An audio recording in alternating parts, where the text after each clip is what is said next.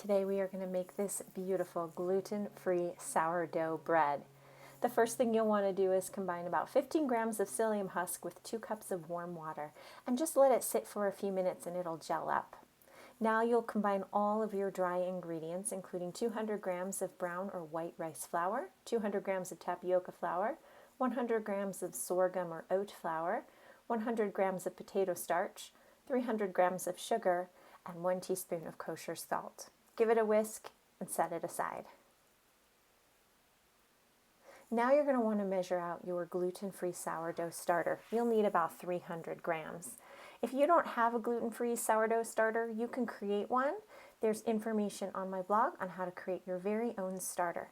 This is the yeast of your recipe, and we are using this homemade yeast, this homemade sourdough starter in lieu of yeast. So add your psyllium husk mixture, some olive oil, and your sourdough measured out 300 grams into your dry ingredients, and then off to the mixer it goes for 2 minutes, and you'll get this beautiful dough. The dough is slightly sticky, so flour your surface and put it out on your surface. And now you're going to want to knead it for a little bit, not to develop the gluten. There's no gluten to develop during the kneading process. But we're going to make it slightly less sticky by incorporating a little more flour. And we're going to add some air bubbles into the mixture as well. And look at how beautiful that dough looks. And it holds together really well. Now you're going to want to fold it on under itself to form a little bit of a ball. And we're going to put this into a floured bowl so that it rises. Cover it and let it rise in a warm place for about 4 hours.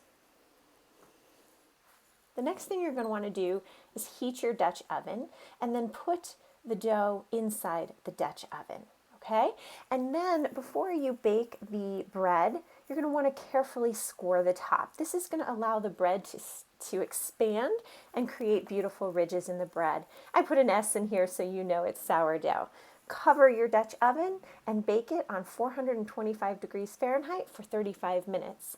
Then you're going to want to take it out, brush it with a little olive oil, put a splash of kosher salt and thyme on it, and bake it uncovered for another 15 minutes. And this is what it looks like. Isn't it gorgeous? Look at all those bubbles and that tangy sourdough. For this recipe and other gluten-free recipes, please visit goodforyouglutenfree.com.